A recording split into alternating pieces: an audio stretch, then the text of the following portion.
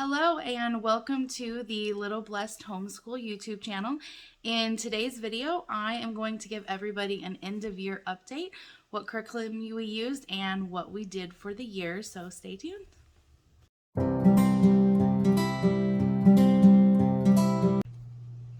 Hi everyone and welcome back to the Little Blessed Homeschool YouTube channel. My name is Jenna and I am a stay-at-home mom and a homeschool mom of two girls, Lily who is 9 and Lucy who is 3. She'll be 4 in June. So first of all, sorry that I haven't posted a video in a while. As some of you who have watched my previous videos know, I run a small business out of my home and my busiest time of year is Mother's Day. And the last couple of weeks have been extremely busy, but I'm almost done getting all those orders out, and then my full attention will be on the rest of our homeschool year and summer, which I'm super excited about. So in today's video, I just wanted to give a quick update, end of year update. So if you had watched the curriculum that we used throughout the year, you would know that for language arts and math, we use the good and the beautiful. For science, we're doing some unit studies from the Good and the Beautiful, and we're using history, America's Story 1 from Master Books. So I just wanted to give a quick update. This was our second full year homeschooling, and this year went so amazing. So much better than last year. Last year was a hot mess. I switched curriculums numerous times. We couldn't really find our footing. It was a hot mess. This year, because we kind of had 1 year under our belt, we kind of knew what we were doing. We ended up not switching curriculums, except for one thing. We started off with the Good and the Beautiful history, and my daughter just wasn't interested. So I switched to America's Story from Master Books, but I did that pretty early on, so it wasn't too much of a catch-up. But we really enjoyed America's Story 1 from Master Books. We're almost done with it, and I enjoyed it just as much as my daughter did, so that's good news. But this year we were able to join a homeschool group and a co-op, which if you are not a part of one, I highly suggest it. I'm actually going to do a video coming up in a couple of days, weeks, about our homeschool co-op, what we do, and then we also went on a ton of field trips this year, so I'm also going to do a video I'm going to compile together all of the field trips we went on and do a little video and show you exactly what we did during that time. So let's get back to the curriculum. So we did language arts with the Good and the Beautiful, and we enjoyed it. We enjoyed it a lot. I don't think we're going to use it next year. I have already bought curriculum for next year for most of the subjects except for language arts. We enjoy the Good and the Beautiful language arts. I'm not saying anything bad about it. It's just my daughter didn't connect with it as much as the other subjects. I think it was mostly because the reading, I'm not going to lie, the reading that they give you with the Good and the Beautiful is super outdated. It's super boring even for me. I mean, the stories are about kids in like the 30s, 40s, and 50s, and it's just not interesting. I mean, they even bore me. I mean, I catch myself yawning a couple of times. So we are probably not going to be using the Good and the Beautiful language arts level 4 next year. My oldest will be in 4th grade and my youngest is officially starting preschool. This year we kind of introduced her to homeschool and introduced her to preschool, but we didn't do lessons every day. Some days we just sat around and just read. Some days we did lessons. Some days I just had her color. But next year we are officially starting preschool. She's going to be doing work almost every day. For her, she is going to be using the preschool from the Good and the Beautiful for next year. Once I get all the curriculum for next year, I will do another video on what I've chosen. I have decided to choose some different stuff this year, but language arts is the one I still have not figured out. So I don't know what I'm going to do yet. My husband and I are going to the homeschool conference at the end of May in Winston-Salem, North Carolina. And I think I'm going to take a look at their curriculums and see if maybe I can see something that jumps out at me that's a little bit better than the Good and the Beautiful language arts. We shall see. I'm not really sure. So the other thing, we did the math level 3 from the Good and the Beautiful, and my daughter absolutely loved it. A+. We're going to use level 4 for next year. We loved the math. It was open and go type lessons. You don't have to do very much prep. The only thing I would do is I would read through the lesson before I started teaching it to her, just so I can familiarize myself with what I was going to be teaching that day. But other than that, it was just like open and go. You just open and go straight to the lesson. For history, like I said, we started off the year with the Good and the Beautiful history year 1. My daughter was uninterested. So we then switched, I'd say around Thanksgiving-ish, to America's Story from Master Books, and we really enjoyed it. I'll give you a little hint, we are going to use history again next year from Master Books, but we're not going to do America's Story 2 next year. We will get to America's Story 2, and they have a 3, but we're not going to do it next year. And when I do my video on the curriculum that we have chosen for the new year, I will show you what I did choose. For science, we did unit studies through the Good and the Beautiful. And for those of you that don't know or didn't see my other videos, I have a degree in biology and chemistry. Science is kind of like my thing. And I felt like the Good and the Beautiful science is a little too, even though it's elementary school, I still felt that it wasn't complete enough, if that makes sense. I don't know how to it wasn't as in-depth or as good as I think it should have been. So we will not be using science from the Good and the Beautiful next year. If you're interested in doing their unit studies, I think they're great. They each come with about 14 to 16 lessons. We usually did 2 lessons a week. My girls did enjoy them, but I just feel like, I don't know how to put it. They weren't as great as they could be. Let's just say that. So we are not going to be using those unit studies next year. And again, I will tell you what I did choose, which I hope it goes okay. I choose something that was a little more advanced. But my daughter hasn't had a lot of science, and science is my thing, so I feel like this will be okay. What else did we do? We did the history. We did a unit study. So we did for science, we did space unit study. We did birds. My daughter actually really liked the birds from the Good and the Beautiful. So if you are doing those unit studies from the Good and the Beautiful, check out birds. My daughter actually really enjoyed that one. Currently, we're almost done with the marine biology, and it's good. Not the best, but it's good. And my daughter's actually really liking that. The first one we did was space, and she's really interested in space, but she didn't really like the space unit study, and it kind of got boring. I felt like the lessons kind of dragged a little, so I don't really highly suggest that one. But we are not going to be using science with the Good and Beautiful next year. I will share what I did choose in another video. The other thing, last year was our first full year, and by the end of the year, we were so behind. There were days where we'd have to do 3 or 4 lessons of math and language arts just to be done by the end of the year. We are very behind the whole year. This year, we are right on schedule.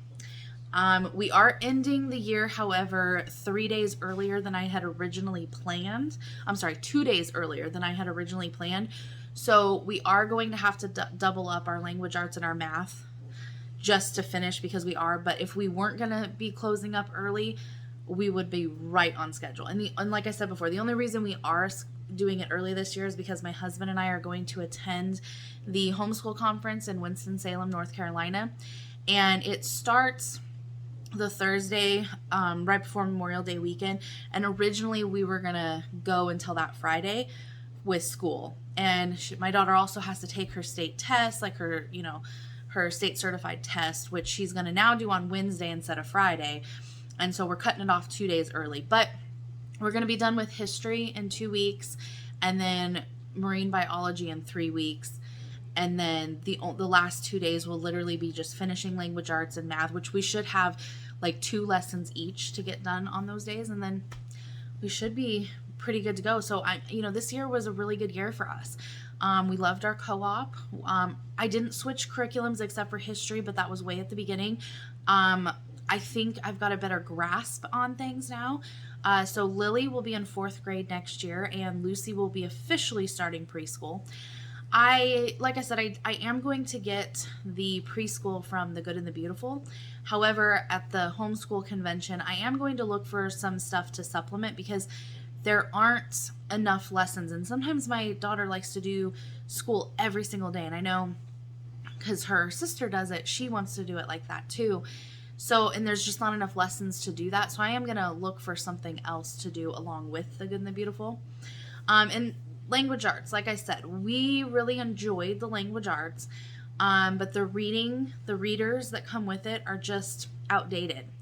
I wish that they had better reader stuff for my kids. So I have an idea of what I want to achieve next year for language arts, but I'm not really quite sure how I'm going to execute it yet. So that's waiting. Today actually, we got one of our boxes for curriculum for next year, and I was just so excited.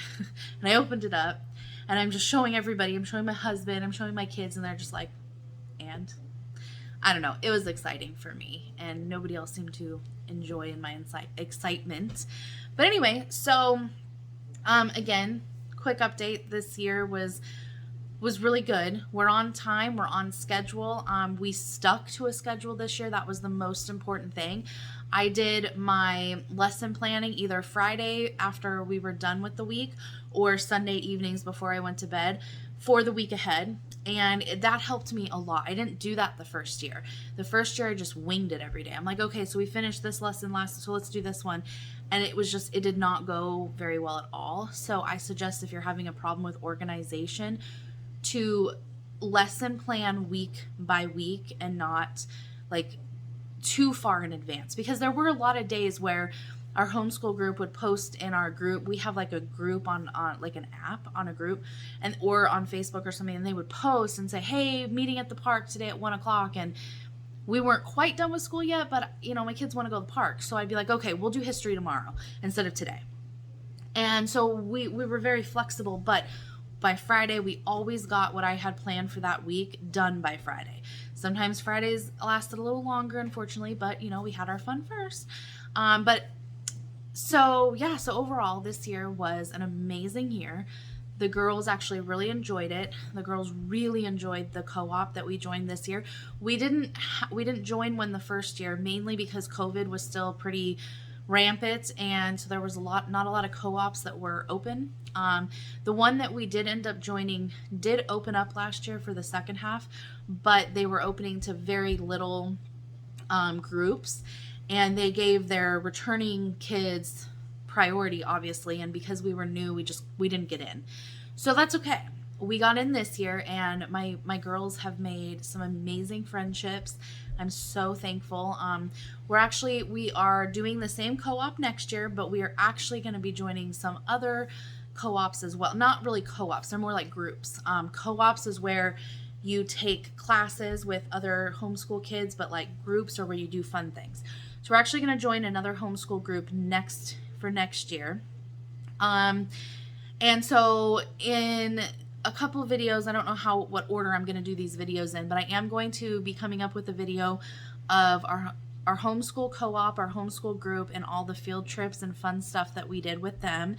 And then I will do a video on the curriculum that we have chose, but it probably won't be till mid-June because I'm still on the fence with language arts. I don't know what I'm going to do with that one yet, and I want to see what they have at the conference first. So I hope that you enjoyed this video. If you're not already, you can follow me on Instagram at Little Blessed Homeschool. You can subscribe to my videos, comment below, tell me how you were doing. I love to chat about homeschooling, and anytime you can message me.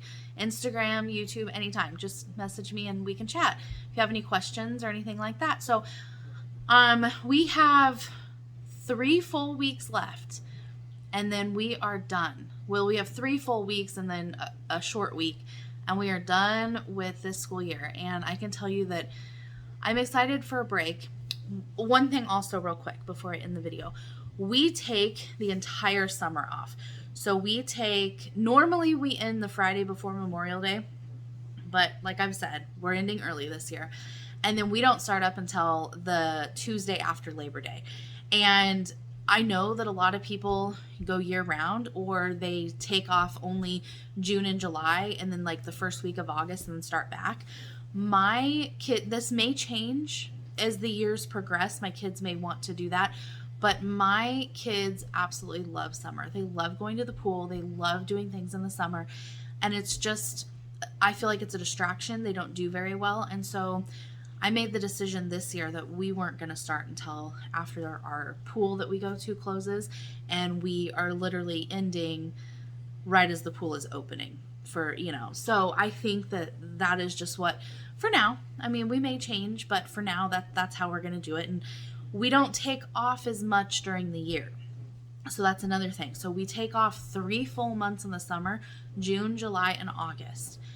And then we only take a Thanksgiving break, a 2-week Christmas break, and 1 week in the spring. We did our spring break the week, Easter week. So like Sunday, so after Easter, that week after Easter, that's when we took our spring break. And the only reason we did it that week is because our homeschool group had a lot of stuff going on that week. A baseball game, a field trip, and I'm just like, you know what, let's just take, that'll just be our week off. And so it ended up working out that way, but that's the only breaks. Like, we don't take off for like bank holidays. We still do school. I mean, there's really no reason to take those off. I do give my kids mental breaks sometimes, like, sometimes they'll say, hey, I'm just not feeling it today. I'm like, okay, we can take a day off. We haven't for a while. Let's take a day off. But I don't plan them. They just come up throughout the year. And that is why we take the entire summer off. My kids just like doing that. And like I said, that could change. I will let you know that I am a little nervous about teaching. My daughter will be in 4th grade next year, and I was looking through the math for the good and the beautiful, and I'm a little nervous. I'm not gonna lie, but I think I got it. I mean, language arts, history, science, I got that. It's the math that I don't know. We'll see how that goes. So anyways, I hope you all had an amazing year in your homeschool, and if you are just joining us, I hope you enjoy the videos, and if you are new to homeschooling, have any questions, just feel free to ask. You can ask me on YouTube, you can ask me on Instagram, whatever. I am not on Facebook, only Instagram and YouTube. So have a great weekend, everybody. Thank you for watching.